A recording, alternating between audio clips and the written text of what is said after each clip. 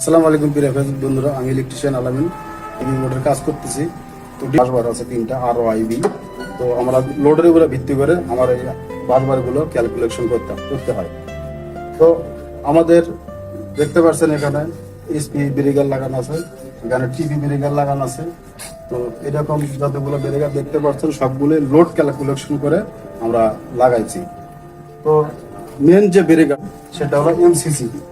এটা full load কারণের উপরে, এই ডিবি থেকে ফুল লোড কারণের উপরে কতটুকু লোড ব্যালেন্স হয় তার উপরে ভিত্তি করে আমরা এমসিসি মেন ব্রেকারটা লাগাই।